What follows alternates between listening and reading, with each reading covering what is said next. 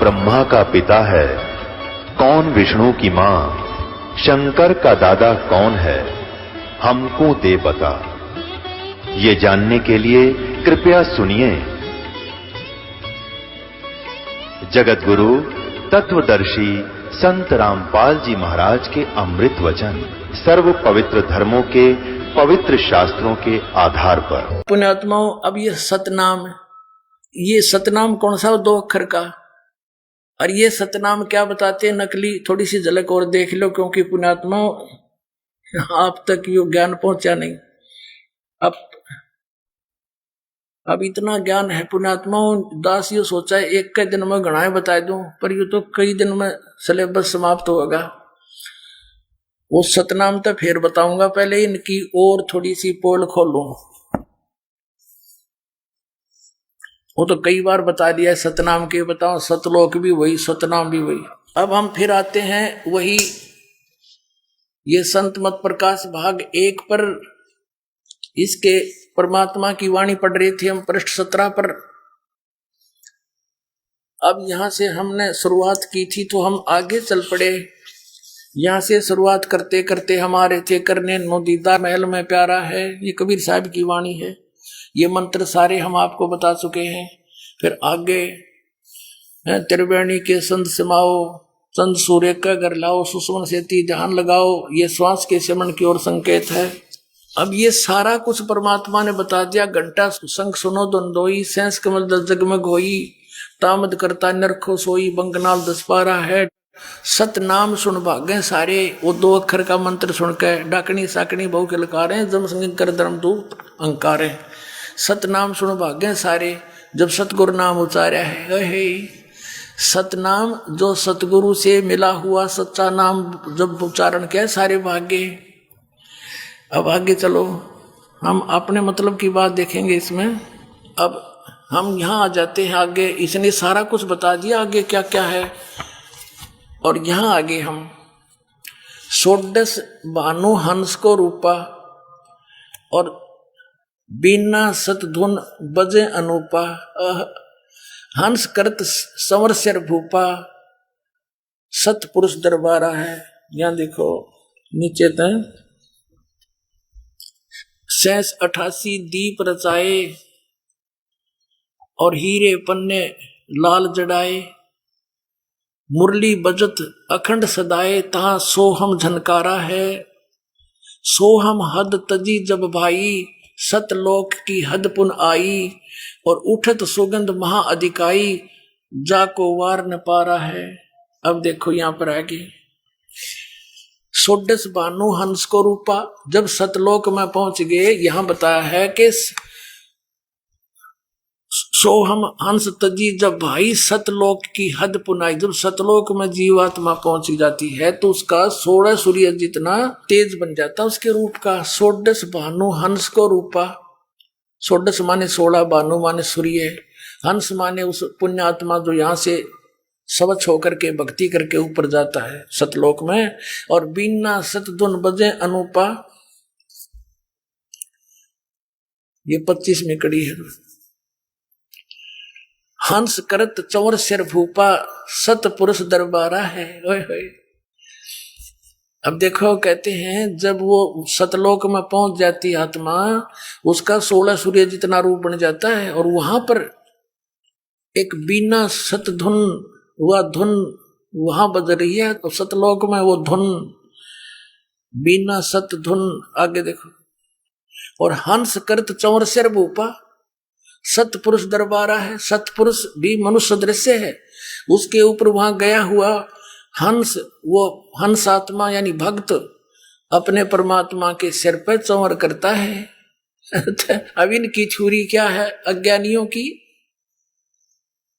के मोक्ष प्राप्त प्राणी आत्मा ऊपर सतपुरुष में, वहां चेतन ही चेतन है, प्रकाश ही प्रकाश है, भगवान नहीं है, वो तो समुद्र है एक प्रकाश का। और उसमें आत्मा ऐसे मिल जाती है जैसे बूंद समुद्र में। अरे अज्ञानियों, वाणी तले रे परमात्मा कबीर साहब की, और मन गणत काल के दूत। तो ये तो पहले न बता रहे थे निराकार निराकार, और परमात्मा ने बता रखा है वो साकार है, मनुष्य दृश्य है, उसके एक रोमकूप में करोड़ सूर्य मिला दे, करोड़ चंद्रमा, इतना तेज है उस परम पिता का, और वहां गई हुई आत्मा उसके चंवर करते हैं। तो समुद्र में लीन होगी, बूंद चंवर किस पर करेगी, वहां भगवान है ही नहीं। तो ये देखो 16 बानु हंस को रूपा, 16 सूर्य जैसा प्रकाश हो जाता है, और बिना सत धुन बजे अनुपा, या सत धुन असली धुन वहां पर बज रही है। हंसा कर चंवर सिर भूपा, भूप माने उस राजा के, सारी सृष्टि के मालिक भगवान के सिर पर चंवर करता है, और वो सतपुरुष दरबारा है। वो सतपुरुष का दरबार सतलोक सचखंड है। और कोटिन भानु उदय जो होई, एते ही पुन चंद्र खलोई, पुरुष रोम सम एक न होई, ऐसा पुरुष दरबारा है। कहते हैं उस पुरुष माने सतपुरुष परमात्मा के एक रोमकूप में करोड़ सूर्य, कोटिन भानु कोटि करोड़ सूर्य, और इतने ही फिर चंद्रमा दोनों मिला दे, और पुरुष रोम सम एक ना होई, परमात्मा के एक रोमकूप की रोशनी के बराबर उनका इन दोनों करोड़ करोड़ सूर्य चंद्रमा का प्रकाश भी सही नहीं, पूरा नहीं होता, फीका रहता है। ऐसा पुरुष दीदारा है, ऐसे परमात्मा का दर्शन है, वो देखा जाता है। ये कन्नर है वो प्रकाश ही प्रकाश है, और उसमें आत्मा जाकर डूब कर मर जाती है। अरे फूटे बाग तुम्हारे, तो ऐसे गुरु हमारे इब सतपुरुष से आगे की बातें बताई हैं। आगे अलख लोक है, उस तो आगे उसकी अरब सूर्य जितनी एक रोमकूप की शोभा है, फिर आगे अलख लोक है, अलख लोक है, फिर अगम लोक, फिर अकय लोक। ये सब बता करके फिर क्या बताया है कि काया भेद किया निर्वारा, ये सब रचना पिंड मझारा। परमात्मा क्या बताना चाहते हैं शब्द के माध्यम से, जो ये समझ नहीं सके इनके गुरु लोग। इसमें ये बताया कि ये जो मैंने बताया ये सतलोक के अंदर है, लेकिन इस माया ने, इस दुर्गा ने काल के आदेश से उस सतलोक की झूठी रचना इस पिंड के अंदर कर रखी है, इस ब्रह्मांड में बना रखी है, और इस वह पिंड में दिखा है तुमने। यह सारी काल की रचना जो काल ने नकली बना रखी वो इस पिंड में दिखा है। हमारा लोक तो इस तो बाहर है। आगे देखो, काया भेद किया निर्वारा, ये सब रचना पिंड मुझारा, पिंड मानियो शरीर, माया अवगत जाल पसारा, सो कारीगर भारा है। आदि माया दुर्गा ने, आदि माया किन्नी चतुराई, और झूठी बाजी पिंड दिखाई। अवगत रचना रची अंडमाही, उस अवगत की ऊपर के लोग जिसकी गति कोई नहीं जानता, उस सतलोक सत अगमलोक अखमलोक अकलोक की रचना रची अंडमाही। इस ब्रह्मांड कहो चाहे अंड कहो, और ताका प्रतिबिंब डारा है। ओहो, आदि माया की नी चतुराई, झूठी बाजी पिंड दिखाई। परमात्मा कहते जो मैंने अभी तक तुम्हारे शरीर के में बताया है, शरीर में ऐसी ऐसी वस्तुएं बना रखी इस काल ने, और ये हैं तो वो ओरिजिनल तो सतलोक में, इसने झूठी बना दी इस ब्रह्मांड में। इस ब्रह्मांड से आपका जो से चैनल बना दिए, इसमें इस शरीर के जो चैनल हैं ये केवल आपके इस ब्रह्मांड तक की वस्तुओं को ही दृष्टिगोचर करवा रहे हैं। इससे बाहर सतलोक की इसमें कुछ भी देखने की नहीं है, ना वह धुन है जो वास्तविक धुन सतलोक में है देखना। आदि माया की नी चतुराई, झूठी बाजी पिंड दिखाई, और अविगत रचना रची अंडमाही। इस अवगत उस परमात्मा के ऊपर के लोगों की रचना इस अंड ब्रह्मांड में रच दी, और उस सच्ची रचना का प्रतिबिंब यानी नकल यहाँ पर डाल दी, प्रतिबिंब डाला है, ओनली नकल बनाई है। और फिर क्या निर्णय करते हैं, शब्द विहंगम चाल हमारी, कहे कबीर सतगुरु देई तारी। शब्द विहंगम चाल हमारी, जैसे पक्षी उड़कर चला जाता है, तुम्हारी इस यहाँ की जो साधनाएं तुम करते हो, इस शरीर के अंदर खसम खसा रहते हो, इसमें नहीं, हम तो ऐसे जाएंगे जैसे पक्षी उड़कर चला जाता। शब्द विहंगम, विहंगम माने पक्षी, उस हमारे नाम की शक्ति से चाल हमारी, कहे कबीर सतगुरु दी तारी। हमारे सतगुरु ने ये चाबी दे दी जिससे सारा ज्ञान खुल गया, और खुले कपाट शब्द जनकारी। ओहो, अंड पिंड पिंड अंड के पार सो देश हमारा है। ये कति क्लियर कंसेप्ट कर दिया कि जो तुम शरीर के अंदर देखो हो, ये काया भेद किया निर्वारा, तुम्हारी काया में ये सांग जोड़ रखा है इस झूठी बाजी का। सो और ये सब रचना पिंड में जा रहा, इस पिंड कहो चाहे शरीर कहो, यानी ये पिंड है, ये शरीर टीवी है, ये ब्रह्मांड है, इसको अंड भी कहते हैं, इसको ब्रह्मांड भी इसी को कहते हैं, क्योंकि इसकी इलिप्टिकल शेप है, अंड आकार है, और यो है एक ब्रह्मांड। उसके अंदर पूरे उस परमात्मा की सारी रचना इस ब्रह्मांड में रच दी उसने, उसका प्रतिबिंब इसमें है। तुम इसमें जख मार रहे हो, इसमें तो है नहीं। अंड और पिंड के पार सो देश हमारा है। आदरणीय गरीबदास साहिब ने कहा है, कोई है रे परले पार का जो भेद कहे झनकार का, कोई है रे परले पार का जो भेद कहे झनकार का। असली धुन तो कहते वहां बज रही है सत्य धुन, यहाँ तो नकली धुन है इस काल की। ये आंख बांध कर कान बंद करके बहरे हो गए। ये तो अंड और पिंड के पार सो देश हमारा है। जो इसमें धुन सुना हुआ सब काल की धुन है। बोलो सतगुरुदेव। परम पिता परमात्मा पूर्ण ब्रह्म सारी सृष्टि के रचनहार कबीर देव जी, कबीर परमेश्वर जी, ये हमारे पिता हैं। हम प्राणी यहाँ काल के जाल में फंसे हुए हैं। आपको सृष्टि रचना के सुनने से पता चलता है कि हम कैसे यहाँ फंसे और किस प्रकार वो परमेश्वर हमारे लिए भटक रहे हैं। ठीक है, हमसे गलती बन गई, ऐसी गलती हमसे बनी जो अक्षमा योग्य नहीं थी, फिर भी कहते हैं पूत पिता से बेमुख होई तो भी पिता जान मल धोई। यदि पिता से पुत्र विमुख हो जाता है और वो फिर भटक कर धक्के खा के कष्ट उठा करके और पुनः अपने पिता की शरण में आ जाता है, तो सब उसके अवगुणों को जानते हुए भी अपने पिता उनको क्षमा कर देते हैं। तो पुण्यात्माओं, ये हमारे पिता है, हमसे गलती हुई और जिस कारण से हम यहाँ इतना कष्ट उठा रहे हैं। पुण्यात्माओं, अभी तक हमें सत्संग प्राप्त नहीं हुआ। हमने कभी जोर देकर सोचा ही नहीं कि ये हमारे साथ ऐसी घटनाएं क्यों घट रही है। जन्म होता है, खुशी मनाई जाती है, मृत्यु होता है, हाहाकार मच जाता है। कोई रोगी है, कोई कोढ़ी है,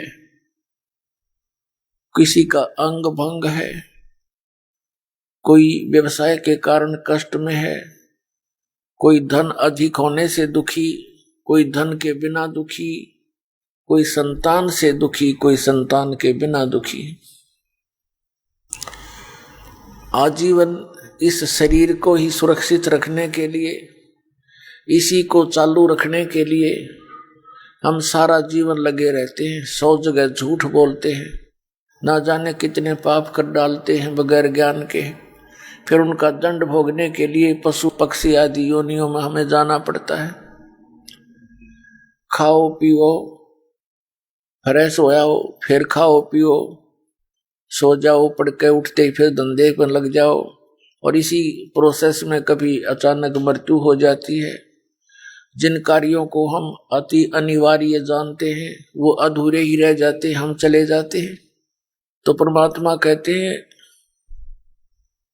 जब तक आपको आध्यात्मिक संपूर्ण ज्ञान नहीं होगा तब तक आप इधर सोच भी नहीं सकते, इस मार्ग पर कदम भी नहीं रख सकते। आध्यात्मिक संपूर्ण ज्ञान, कंप्लीट ज्ञान पूर्ण संत दिया करते हैं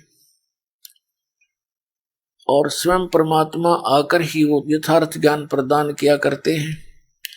फिर उन महापुरुषों को जिनको परमात्मा मिले वो भी फिर परमात्मा के यथार्थ ज्ञान को ही प्रचार किया करते हैं, वो झूठ नहीं बोल सकते। तो जिन महापुरुषों ने परमात्मा को पाया वो संख्या में थोड़े थे, और जिन्होंने जनता को बरगलाया, झूठी कथा सुना के, शास्त्र विरुद्ध साधना बता के काल के जाल में फंसाया, वो बिना गिनती के असंख्य हैं।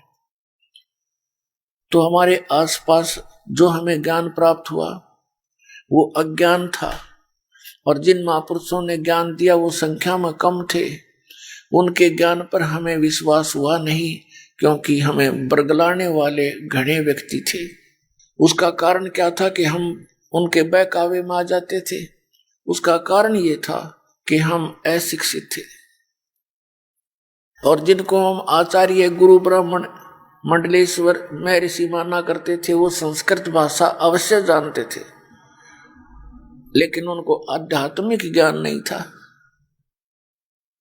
एक भाषा विशेष के जान लेने से कोई महर्षि नहीं बन जाता, या कोई संत नहीं बन जाता, विद्वान नहीं बन जाता। कोई संस्कृत में विद्वान है तो इंग्लिश में वो अविद्वान है, उसको कख नहीं पता उसका। विद्वान कौन होता है? जिसको पूर्ण अध्यात्म ज्ञान है, चाहे वो अक्षर ज्ञान भी नहीं रखता। भाषा प्रथम है, लिपि बाद में बनी है, व्याकरण भी उसी से बनाई जाती है। तो पुण्यात्मा, आज आपको वो सुअवसर प्राप्त हुआ है जो कभी आपको असंख्यों युगों के बाद प्राप्त हुआ होगा। कौन सा सुअवसर? कि ये बिचली पीढ़ी का समय, ये परमात्मा के ठीक का समय, कलयुग का 5500 वर्ष बीत जाना, और इस अध्यात्म ज्ञान का और सतनाम का और सारनाम का सार्वजनिक करने का अवसर समय परमात्मा ने दिया है। और इस समय आपका मानव शरीर, तो पुण्यात्माओं, आपके किस्मत का कोई पैमाना नहीं जिसे नापी जा सके, आप कितने पुण्यकर्मी प्राणी हो। लेकिन जो मार्ग आपको प्राप्त हुआ है, इसके ऊपर अंतिम सांस तक दृढ़ रहना है। जरा सा भी गलती खा गए, चाहे अंतिम समय में भी आप इस मार्ग से विचलित हो गए, तो काल के जाल में रह जाओगे। लेकिन आपका किया हुआ ये भक्ति कर्म, सिमरण, सेवादान, ये आपके साथ रहेगा। लेकिन वो साथ तो रहेगा, और वो आपको यह संसारिक काल का सुख भी अत्यधिक प्रदान कर देगा। लेकिन लाभ क्या हुआ उससे? जो उद्देश्य था वो तो रह गया।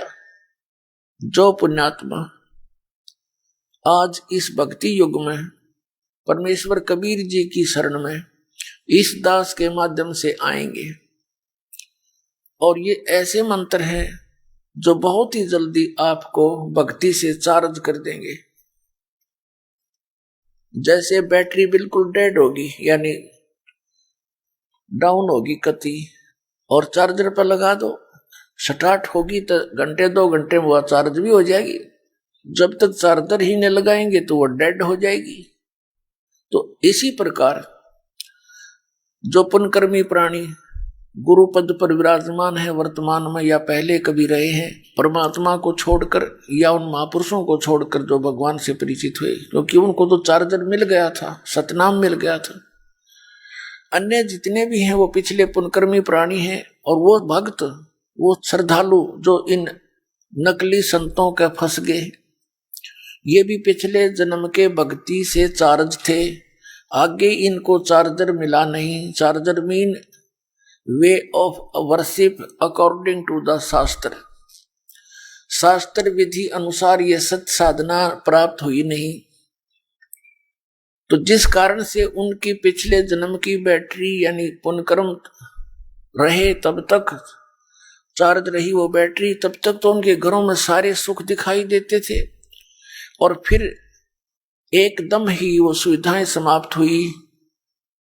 जो ये मान रहे थे कि हम इन राधा स्वामी पंथ के प्रवर्तकों द्वारा, संतों द्वारा दिए मंत्रों को जाप कर रहे हैं, जिस कारण से हमें सुख हो रहे हैं, आज उनके घरों में कैर टूट रहे हैं। पुण्यात्माओं, ये काल का जाल है। काल ये चाहता है कि ये नास्तिक हो जाएं, इनकी आस्था हट जाए भगवान से। और परमात्मा ये चाहता है कि जब तक ये पिछली पीढ़ी का समय आवे तब तक इनकी आस्था भगवान में बनी रहे। कुछ ऐसी लीला वो स्वयं ही करने आते हैं, ऐसी लीलाएं करके जाते हैं जिससे हमारा भगवान में विश्वास दृढ़ रहता है। जैसे द्रौपदी का चीर बढ़ाना, ये श्री कृष्ण के बस की बात नहीं थी, परमात्मा ने स्वयं लीला की थी। सोशल छिद्र मैं करूं अपने जन के काज, तो उनका चीर बढ़ाया था परमात्मा ने सूक्ष्म रूप में आके। तो आज तक हमारी भगवान के प्रति दृढ़ता रही। फिर बीच में ये काल के दूत आ गए, इन्होंने ये कहना शुरू कर दिया, ये महर्षि दानंद जैसे अज्ञानियों ने, कि ये कभी नहीं हो सकता। अरे जब भगवान मनुष्य जैसे ही कर्म करेगा तो भगवान कहां से हो गया फिर वो? परमात्मा उसी को कहते जो अनहोनी को होनी कर दे और होनी को करे अनहोनी। तो अब ये नास्तिकता की तरफ चल पड़े थे। अब जैसे महात्मा बुद्ध कौन थे? ये महापुरुष थे, पुण्यकर्मी प्राणी थे पिछले जन्मों के। ये स्वर्ग में से सीधे पृथ्वी पर जन्मे थे और राजा के घर जन्म हुआ। राज को भी त्याग दिया, क्योंकि जो सुख इन्होंने स्वर्ग में देखा था वो यहाँ के राज्य में नहीं होता। तो इसकी आत्मा तृप्त नहीं हुई इस सुख से, घर त्याग दिया भगवान प्राप्ति के लिए, पुनः उस स्थान की प्राप्ति के लिए। आगे कोई संत सा मिला नहीं जो मार्गदर्शन ठीक कर दे। इसने हठ योग किया, गया के अंदर वट वृक्ष के नीचे बैठकर साधना शुरू की। अब ये हठ योग के विषय में गीता के अध्याय नंबर 17 के श्लोक नंबर 6-7 में स्पष्ट किया है कि शास्त्र विधि को त्याग कर जो मनमाना घोर तप को तपते हैं, उनको राक्षस स्वभाव को जान, वो मुझे भी और अंतर शरीर के अंदर जितने बैठे हैं ये प्रधान, इनको भी क्रश करते हैं ये राक्षस स्वभाव के। तो कहने का भाव ये है कि मरने को हो गया महात्मा बुद्ध। एक माई ने उसके मुख का खीर लगा दी, सहज से धीरे धीरे चाटने लग गया। अगले दिन उसने अच्छी खीर खाई, धीरे धीरे फिर वो शरीर स्वस्थ हुआ, चार्ज हुआ उसका शरीर, अन्न के बिना वो कंठी कंडम हो गया था। फिर उसने अपना विधान बता दिया, अपना अनुभव के starvation could not lead to salvation. भूखा मरने से आत्म कल्याण नहीं हो सकता। अब भूखा मरण की कही थी किसने उसने? कौन से शास्त्र में लिखा है कि भूखा मरण परमात्मा मिलेगा? आप पहले हठ योग करें, बकवाद करें, शास्त्र विधि त्याग कर साधनाएं करें, फिर उनसे कुछ मिलना ही नहीं, फिर अपने अनुभव बताने लग जाते हैं। श्रीमद् भगवद गीता अध्याय नंबर 6 के श्लोक नंबर 16 में कहा कि अर्जुन, ये योग अर्थात भक्ति न तो अधिक खाने वाले की और न बिल्कुल न खाने वाले की, ये अन्न त्याग दे निराहार रह करके व्रत रखते हैं, और ना गणित जागने वाले की और ना अधिक सोने वाले की कभी सफल नहीं होती, सफल नहीं होती। तो जो हमारे सदग्रंथ हमें गाइडलाइन कर रहे हैं, इनका इनको कख पता नहीं था। तो फिर क्या होता है, ये पुण्यकर्मी प्राणी था पिछले जन्म का, इसकी वचन में भी शक्ति थी, और जिस कारण से इसने अपने ऐसा विधान बना दिया जो आम जनता को पसंद था, और लाखों लोग इसके पीछे अनुयायी बन गए महात्मा बुद्ध के। और जो दीक्षा महात्मा बुद्ध देता था वो शास्त्र विधि त्याग का मनमाना आचरण था, जिस कारण से महात्मा बुद्ध के अनुयायियों को आध्यात्मिक लाभ कोई नहीं हुआ। कुछ वर्षों के बाद, क्योंकि पहले तो सभी भगवान को चाहने वाले व्यक्ति थे, धीरे धीरे नष्ट तीसरी चौथी पांचवी छठी पीढ़ी में जाकर के, पहले तो पुण्यकर्मी प्राणी थे उसके अनुयायी, उनको अपने आप पिछले संस्कारों से लाभ होता रहा। वो सोचते रहे कि जो हमारे गुरुजी ने हमें साधना बताई है इससे हमें लाभ हो रहा है। आगे चलकर उन्हीं साधना के करने वाली अगली पीढ़ियों को कोई लाभ नहीं हुआ तो अंत में नास्तिक बन गए कि कुछ नहीं होता भगवान की भक्ति से, क्योंकि उनकी भक्ति ठीक नहीं था। होगा कैसे? जिस कारण से पूरा चीन जो विश्व की लगभग आधी आबादी बताते हैं वो सारा नास्तिक हो गया, कम्युनिस्ट कहने लग गया अपने आप में, भगवान से दूर आदमी। और जो ये कहता है कि कुछ भी नहीं है, परमात्मा कुछ नहीं है, अपने आप सृष्टि बनती है, नर्मदा से उत्पन्न होती है, इसके विषय में गीता जी में लिखा है 17वें अध्याय के 4, 5, 6 श्लोक के अंदर और 10, 11 के अंदर कि जो व्यक्ति ये कहता कि भगवान नहीं है और ये नर्मदा से उत्पन्न होती है सृष्टि, वो उसके विषय में लिखा कि वो नास्तिक और संसार का नाश करने के लिए पृथ्वी पर जन्मा है। वो ऐसे निकम्मे आदमी बताए। तो पुण्यात्माओं, अब यही चाल काल ने चाल रखी है। ये निरंकारी पंथ और एक यू ब्रह्मा कुमारी पंथ, एक यू राधा स्वामी और सच्चा सौदा सिरसा वालों का पंथ, जय गुरुदेव पंथ, जनोद भिवाणी वाले का पंथ, यू राधा स्वामी एक का कुएं का जल है सारा। ये काल के सुनियोजित जाल हैं। अब पुण्यात्माओं, इस दास ने 1994 से लेकर आज 2012 होगी, 18 वर्ष हो गए गला पड़ाते ने। और बूंदा अच्छा कहें, मुझे मैं सच्चा ज्ञान बताऊं, मुझे बुरा कहें, और मुश्किल से ये 10-1 लाख व्यक्ति हुए होंगे।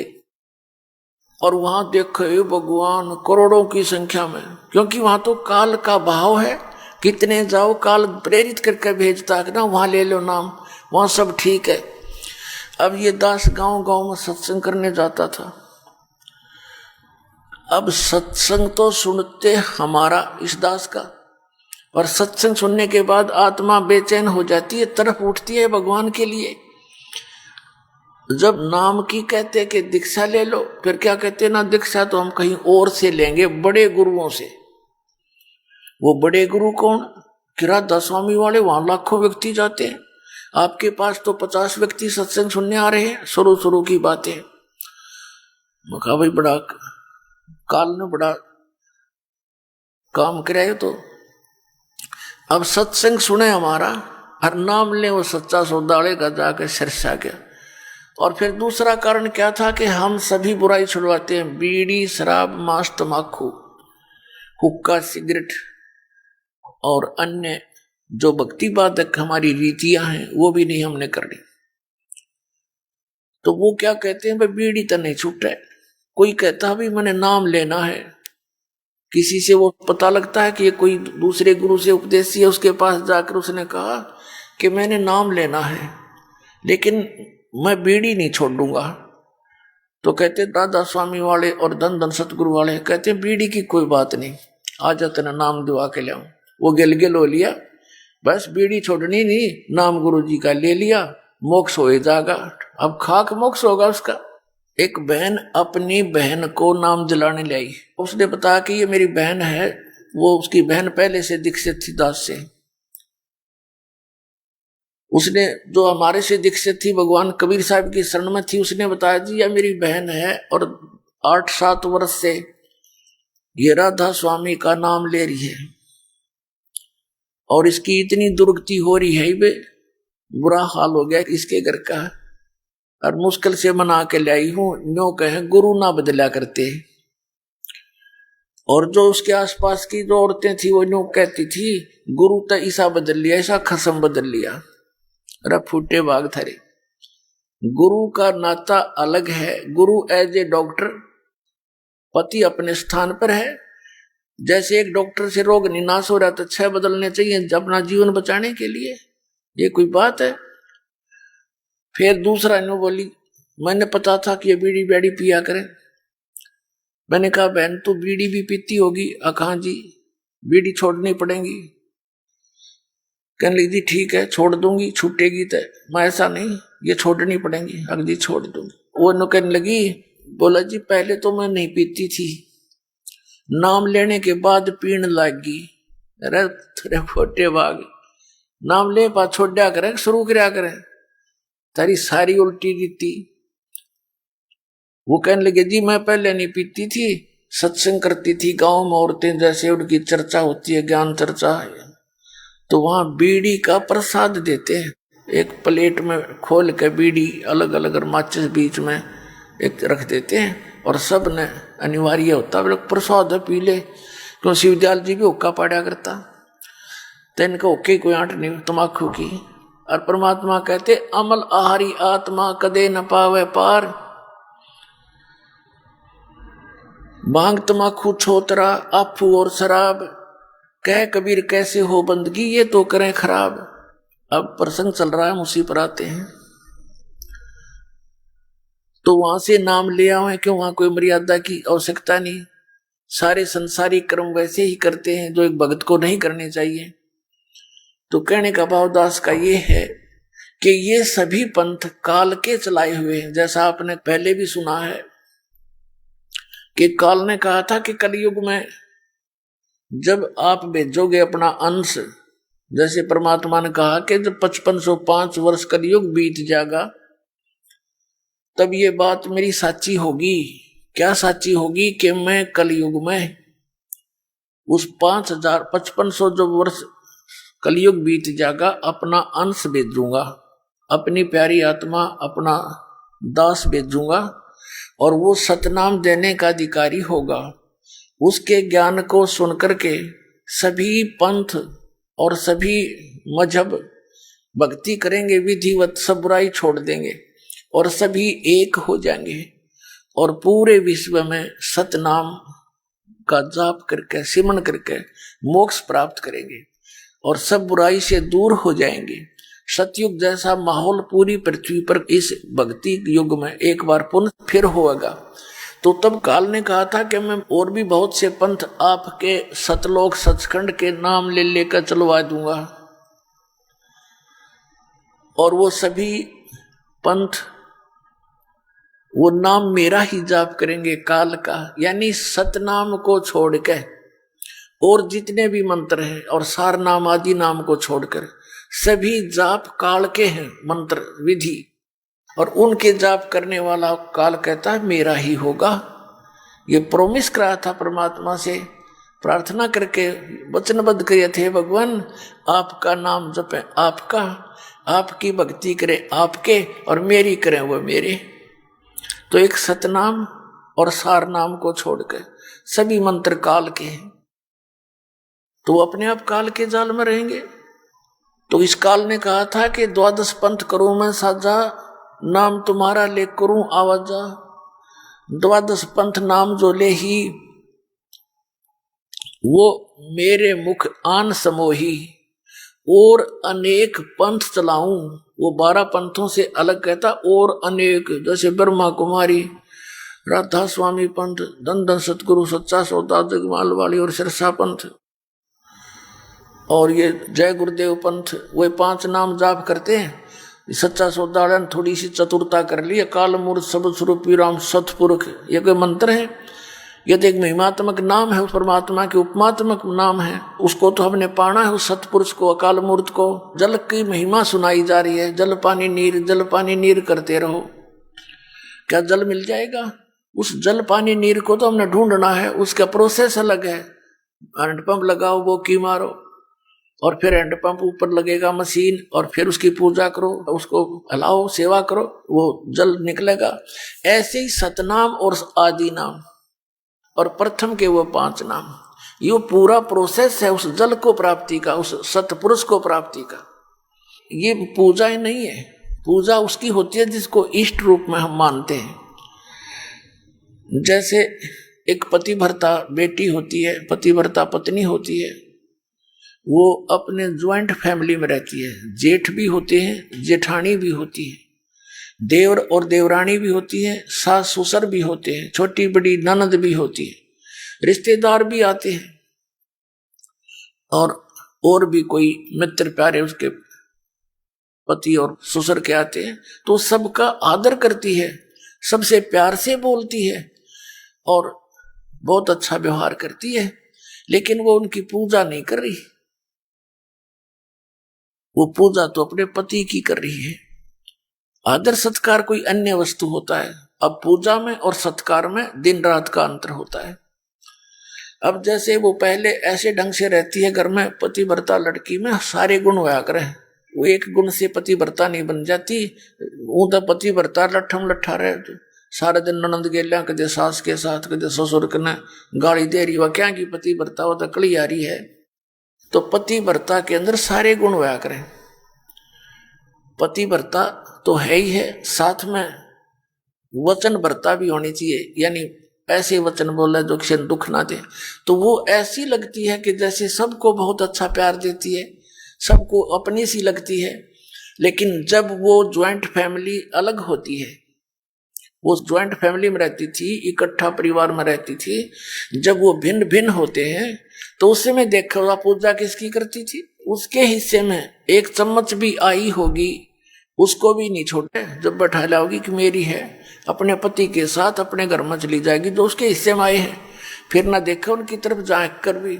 तो पुण्यात्मा, हम यहाँ इस पृथ्वी पर रह रहे हैं, हमारा एक ज्वाइंट फैमिली है, उसमें हमारे मुखिया कौन है?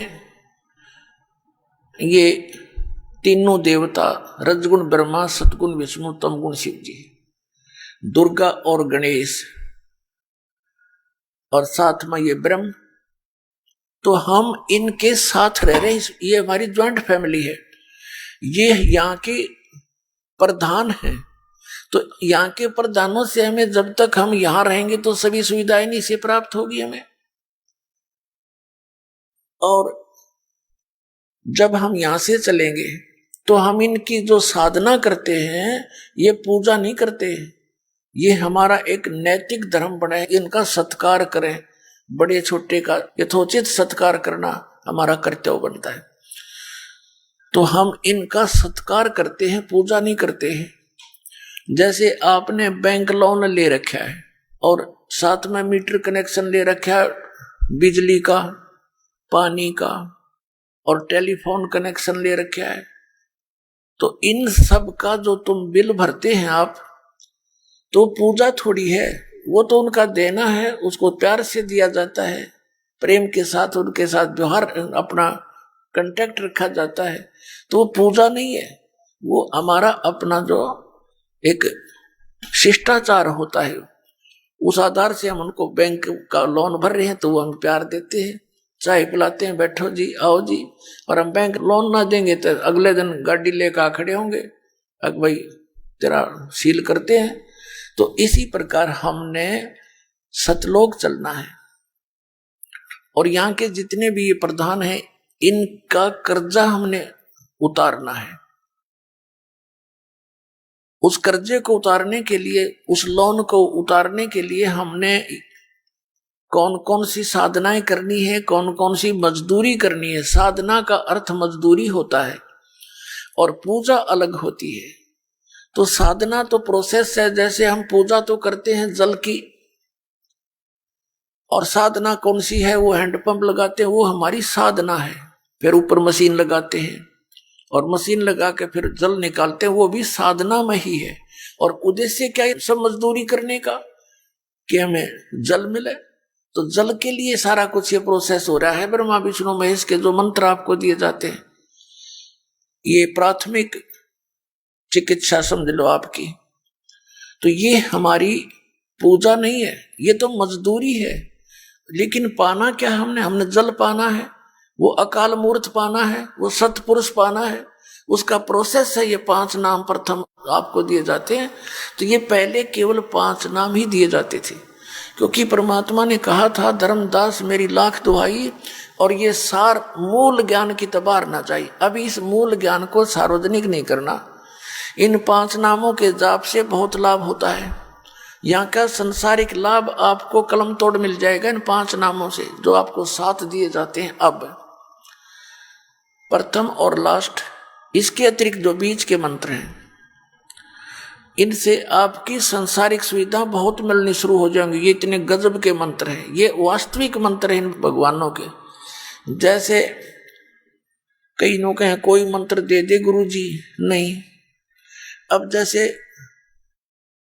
खागड़ जोटे होते हैं, अपने भैंसे देखे हो, उन्हें भैंसा भैंसा करें जा, वो कति नहीं देखे। अरे एक बार नो कर दे वो नो देखेगा बाज गया, तो उसका अट्रैक्शन हो गया उसमें, उसका अपने आप ही प्रभावित होता है, दौड़ा आवेगा फिर। तो ऐसे ये मंत्र हैं जो इन भगवानों को विवश कर देते हैं, ऐसे अट्रैक्ट होने के लिए और खींचने के लिए। इसलिए सतनाम कहलाता है। ये जो 2 अक्षर का मंत्र है ये सच्चा नाम है और इसी से प्रभावित होते हैं। तो पुण्यात्मा, ये जो 5 नाम हैं, पहले परमात्मा ने धर्मदास साहिब जी को कहा था ये 5 नाम देना, लेकिन अब परमात्मा ने आदेश दिया है कि ये 7 नाम देना। 5 तो है ही है, तो इन 7 नामों में क्या विशेषता बन गई कि मान लीजिए आपको सतनाम प्राप्ति हुआ नहीं और आपकी मृत्यु हो जाती है, तो ये पहला और लास्ट वाले मंत्र में इतनी शक्ति है कि आपको तुरंत ये मानव शरीर प्रदान करवाएगा, तुरंत, और कहीं जाने की आवश्यकता नहीं, सीधा 10वें महीने बाहर आ लेगा मां के पेट से, गोदी में यहीं पर। और पहले ये मंत्र इसलिए नहीं दिए जाते थे क्योंकि ये नकली भी मंत्र इसी का शुरू कर देते, और उसमें क्या था, मालिक ये 5 नाम इसलिए देगी कि इनसे इनको यहाँ संसारिक थोड़े बहुत सुख मिलते रहेंगे, ये घने दुखी ना होंगे, मोक्ष तो इनसे नहीं हो सकता इस तरह के जाप से। लेकिन समय पर रोटी कोठी और ये संसारिक व्यवसाय जो तुम समझते हो ये इससे ठीक चलते रहेंगे, तो इसलिए प्रदान किए जाते थे कि ये इनमें कुछ तो आस्था भगवान की बनी रहेगी, क्योंकि परमात्मा अलग दिखा देता है जो भक्ति करने वाले को कि मुझे आज लाभ भगवान की तरफ से हुआ है, ऐसे था। तो उस समय यदि मनुष्य जीवन शीघ्र भी मिल जाता तो भी कोई लाभ नहीं था, क्योंकि सतनाम और सारनाम देने का वो टाइम नहीं था।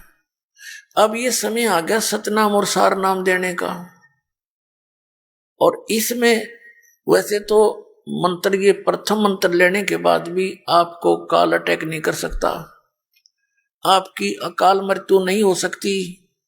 आप दास बार बार कहता है कि ये काल का दाव कैसे लगता है कि हम मर्यादाहीन हो जाते हैं, नाम खंडित कर देते हैं, और जिसमें आपका नाम खंडित हो गया और कुदरती आपके प्रारब्ध का मृत्यु का समय भी निकटा गया उसी दौरान, तो आप पे अटैक हो जाएगा।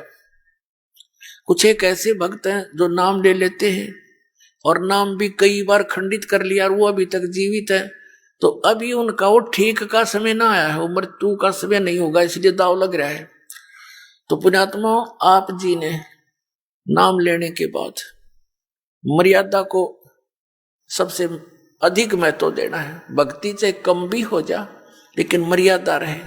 जैसे आप जी समुद्री जहाज में बैठ गए, तो जहाज में बैठे, जहाज चल रहा है और उससे नीचे उतरने की चेष्टा करोगे तो डूब कर मर जाओगे। तो कुछ समय के बाद आपकी स्थिति ऐसी हो जाएगी, कैसी, और फिर मर्यादा रखने से लाभ होगा। मर्यादा खंड होने से कितनी हानि होती है। जैसे माता गर्भ को रखे यत्न बनाए, ठेस लगे तो क्षीण होए, ऐसे भक्ति जावे। जैसे माता गर्भ को रखे यत्न बनाए और ठेस लगे तो क्षीण होए, छिन्न हो जा, नष्ट हो जाती है, ऐसे भक्ति जाए। अब जैसे माता को गर्भ रहा हो, फिर वो कितनी सावधानी बरतती है उस अपने लाल को, बच्चे को, बेटा या बेटी को जो उसके गर्भ में पल रहा है, उसकी कितनी सावधानी बरतती है कि कहीं मेरा गर्भ खराब ना हो जा। रात को करवट लेती है माता, तब भी उसको चिंता बनी रहती है कहीं मेरे बालक पर दाब ना आ जाए। एकदम फड़क के उठती है, चलती है, कदम रखती है पृथ्वी पर तो भी बड़े नाप तोल के रखती है, कहीं झटका लग जा, बच्चा खराब ना हो जा, तो अपना लाल प्राप्त कर लेती है।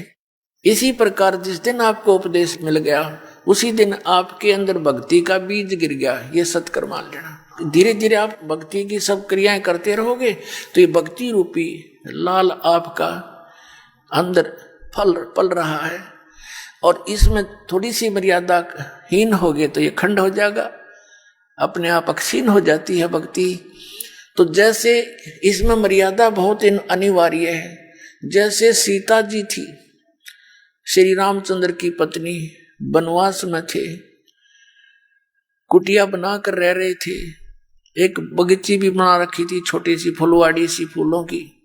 तो उसमें एक ऐसी कोई घटना घटी इनके साथ, वो लंबी कहानी है या नहीं बताऊंगा। तो उन्होंने एक रेखा खींच दी थी झोपड़ी के चारों तरफ, और सीता से कह दिया था लक्ष्मण जी ने कि माता, वो बड़ी भाभी थी उसको माता के तुल डील करता था, कि आप जी इस रेखा से बाहर ना जाना, जब तक आप इस रेखा में रहोगी आपको कोई हानि नहीं कर सकता, ना जंगली जानवर कर सकता, ना कोई दानव कर सकता, राक्षस नहीं कर सकता। और वो दोनों भाई फिर मृग के पीछे चले गए थे। एक स्वर्ण मृग दिखाई दिया था, सीता ने कहा था इसको लाओ, किसी तरह लाओ। अब दोनों भाई चले गए उस सीता के कहने से। पीछे से रावण लंका का राजा एक साधु वेश बना के वहां आया, सीता को उठाने के उद्देश्य से, अपहरण करने के उद्देश्य से। और जो ही वो निकट गया उसने कहा कि माई भिक्षा देना। तो सीता ने कहा आ जाओ महाराज, कुटिया के निकट आकर ले जाओ। वो जो ही आगे को बढ़ा, रेखा के निकट आते उसमें से अग्नि की लपट निकली। 10 कदम पीछे रावण भाग कर गिरा और कहा कि तुम साधु संतों के साथ ऐसा व्यवहार करते हो, भिक्षा देनी है तो बाहर आकर दे दे।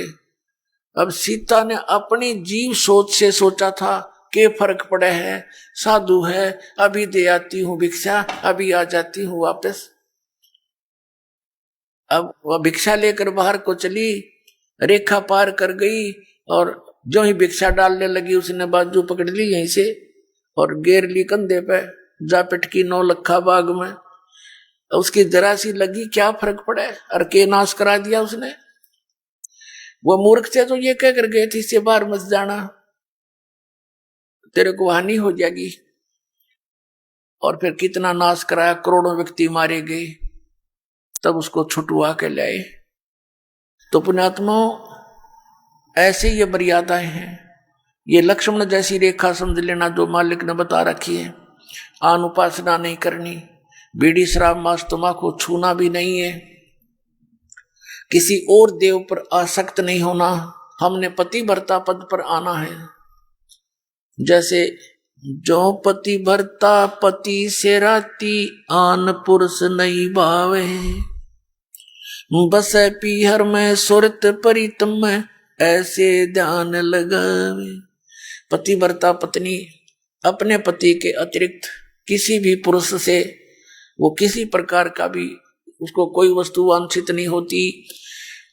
कहने का भाव यह है, चाहे कोई सोने का स्वर्ण का बन करके पुरुष खड़ा हो जा, उसमें उसका पति वाला भाव नहीं हो सकता।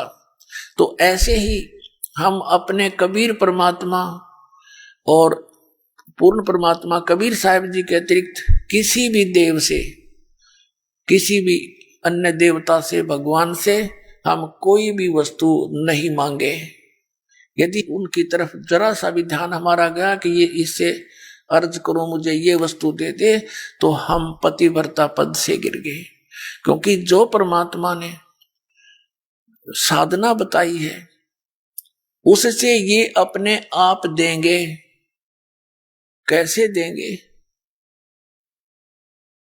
एक कैसा दे सब सदे, सब साधे सब जावे, माली सींचे मूल को, फले फूले अगाए। एक कैसा दे सब सदे और सब साधे सब जावे। और माली यानी बुद्धिमान व्यक्ति, माली का अर्थ है जो बाग के पूरे प्रोसेस से परिचित होता है, उसको समझदार व्यक्ति यानी अपने जॉब का मास्टर। तो वो माली सींचे मूल को, माली सींचे मूल को, फले फूले अगाए। तो पुण्यात्मा आज जो प्रसंग चल रहा था पहले उसको पूरा करते हैं कि जैसे ये सभी काल के पंथ हैं और ये नाम सभी काल के देते हैं। पांचों नाम जैसा आपको घट रामायण में दिखाया था, पांचों नाम काल के जानो, पांच नाम जीव जब भाखा और छठवां नाम गुप्त कर रखा। इन द्वारा छठवां नाम भी कोई नहीं। और फिर नीचे बताया है कि आदि नाम और सतनाम। आदि नाम ले काल गिराऊं, सतनाम ले जीव उभारी, अस चल जाऊं पुरुष दरबारी। सतनाम ये 2 अक्षर का मंत्र है जिसमें एक ओम है, एक तत् है। श्रीमद् भगवद गीता अध्याय नंबर 17 के श्लोक नंबर 23 में लिखा है ओम तत्सत इति निर्देश ब्रह्मणे त्रिविध समर्थ है। ब्रह्मणे माने सच्चिदानंद घन ब्रह्म के पाणी का। एक ओम तत्सत केवल यही मंत्र है, नथिंग एल्स। पूरी श्रीमद् भगवद गीता के अंदर केवल 2 स्थानों पर नाम के विषय में जानकारी है। एक तो 8वें अध्याय के 13वें श्लोक में, वो तो गीता ज्ञानदाता ये ब्रह्म है, श्री कृष्ण जी में बोल रहा है। वो कह रहा है कि ओम इति एकाक्षरम ब्रह्म व्यवहारण माम अनुसमरण ये प्रियाति तजन देहम सयाति परमाम गति। मुझ ब्रह्म का केवल एक ओम मंत्र है, ओम अक्षर, नथिंग एल्स। और जो इसको अंतिम श्वास तक भक्ति करता हुआ शरीर छोड़कर जाता है तो उससे परम गति को प्राप्त होता है। कौन सी परम गति? जो ओम से परम गति हो सकती है। ओम से कौन सी गति होती है? ब्रह्मलोक प्राप्ति होती है। ब्रह्मलोक में गए हुए प्राणी भी वापस आते हैं, 8वें अध्याय के 16वें श्लोक में लिखा है। और गीता ज्ञानदाता 2 अध्याय के 12वें श्लोक में, 4 अध्याय के 5वें और 9वें श्लोक में, 10वें अध्याय के 2 श्लोक में गीता जी में कहता है अर्जुन तेरे और मेरे बहुत जन्म हो चुके हैं, तू नहीं जानता मैं जानता हूं। तो इसी सिद्ध है कि ब्रह्म का मंत्र का जाप करने वाले भी जन्म मृत्यु के दीर्घ रोग में ही ग्रस्त रहते हैं। फिर 17वें अध्याय के 23वें श्लोक में बताया कि वो सच्चिदानंद घन ब्रह्म की साधना। कौन से सच्चिदानंद घन ब्रह्म? 8वें अध्याय के प्रथम मंत्र में अर्जुन ने पूछा कि हे प्रभु, आपने 7वें अध्याय के 29वें श्लोक में जिस तत्ब्रह्म के बारे में कहा है कि उस तत्ब्रह्म को जानकर, सारे अध्यात्म ज्ञान को जानकर और सभी कर्मों से परिचित व्यक्ति केवल जरा और मरण से छूटने का ही प्रयत्न करता है। जरा माने बुढ़ापा और मरण माने मृत्यु। तो 8वें अध्याय के प्रथम श्लोक में पूछा फिर किम तत्ब्रह्म, वो तत्ब्रह्म क्या है, अध्यात्म क्या है और ये कर्म क्या है। 8वें अध्याय के 3 श्लोक में गीता ज्ञानदाता ने कहा वो परम अक्षर ब्रह्म है, वो गीता ज्ञान दाता से अन्य है। और 4 अध्याय के 32 और 34 श्लोक का ये निष्कर्ष है कि बताया है कि जो धार्मिक अनुष्ठानों की जानकारी है वो सच्चिदानंद घन ब्रह्म की वाणी में विस्तार से कही गई है। ब्रह्मणे मुखे शब्द है मूल पाठ के अंदर 4 अध्याय के 32वें श्लोक में। तो मूल पाठ में है ब्रह्मणे मुखे। इन्होंने अनुवाद गलत कर दिया, वहां पर गीता अनुवादकर्ताओं ने वेद की वाणी कर दिया। अरे भले आदमियों, ब्रह्म माने वेद होता है, ब्रह्म माने तो भगवान होता है जैसे, और वेद उसका संविधान है। जैसे राजा और संविधान में जो अंतर है, राजा का अर्थ कोई संविधान करता है तो कितना बुद्धिमान होगा। आइए अब हम उन श्रद्धालुओं के अनुभव जानते हैं जो जगत गुरु तत्वदर्शी संत रामपाल जी महाराज जी से दीक्षा प्राप्त कर चुके हैं तथा उनके द्वारा बताए गए भक्ति मार्ग पर चल रहे हैं। सर नमस्कार। नमस्कार सर। सर क्या नाम है आपका? सर मेरा नाम राम अवतार भैरवा है। राम अवतार जी कहाँ से आए आप? सर मैं सवाई माधोपुर राजस्थान। संत रामपाल जी महाराज जी की शरण में आने से पहले आप क्या भक्ति साधना करते थे? संत रामपाल जी महाराज जी से नाम दीक्षा लेने से पहले मैं उन देवी देवताओं की पूजा करता था और उनको व्रत रखता था। मंगलवार शनिवार का व्रत रखता था और मैं उनको जैसे शाम सुबह अगरबत्ती लगाना, दीपक जलाना सर, आपने बताया कि जो हिंदू धर्म की पारंपरिक पूजाएं हैं वो पूजाएं आप कर रहे थे, तो फिर आपको संत रामपाल जी महाराज जी से नाम दीक्षा लेने की क्या जरूरत आन पड़ी?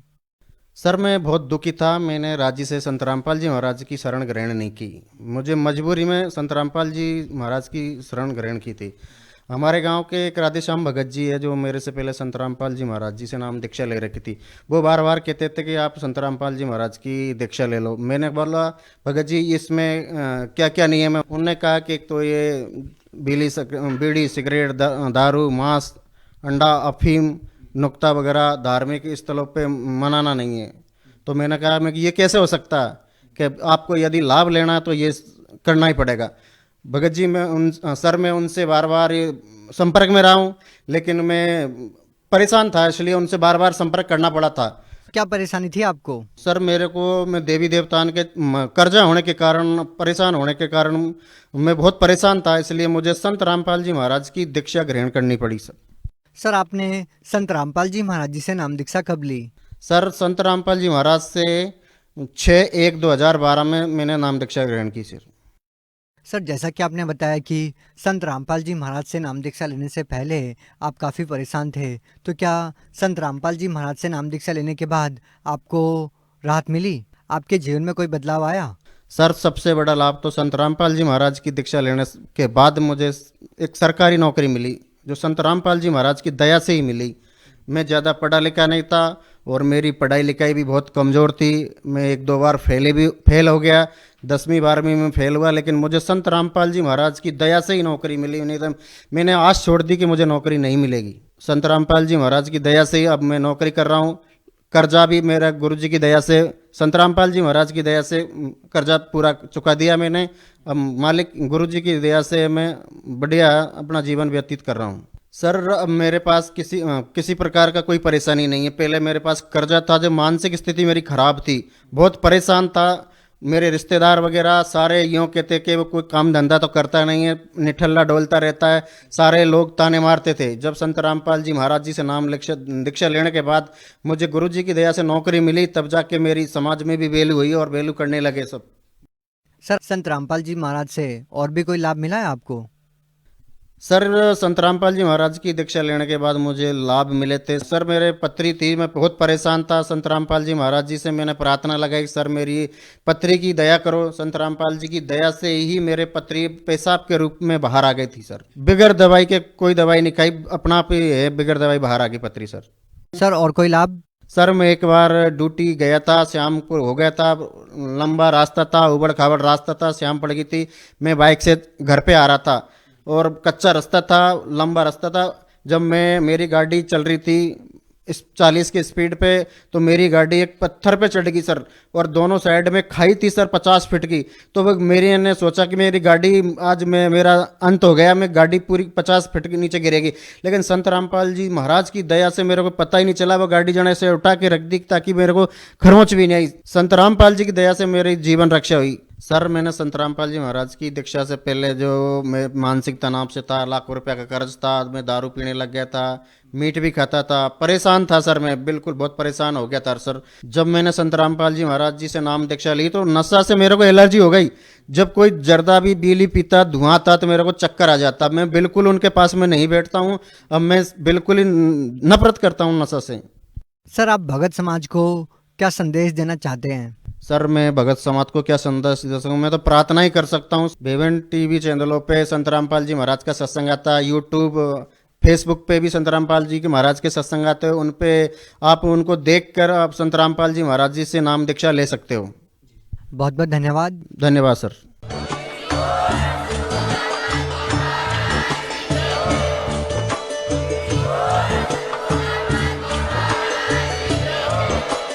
आप सुन रहे थे जगत गुरु तत्वदर्शी संत रामपाल जी महाराज जी के मंगल प्रवचन। अधिक जानकारी के लिए विजिट कीजिए हमारी वेबसाइट www.jagatgururampalji.org। संत रामपाल जी महाराज जी के शुभ आशीर्वाद से पूरे विश्व भर में 500 से भी ज्यादा नाम दीक्षा केंद्र हैं, जिन पर संत रामपाल जी महाराज जी द्वारा ऑनलाइन निशुल्क नाम दीक्षा दी जा रही है। अपने नजदीकी नाम दीक्षा केंद्र का पता करने के लिए संपर्क करें 8222880541।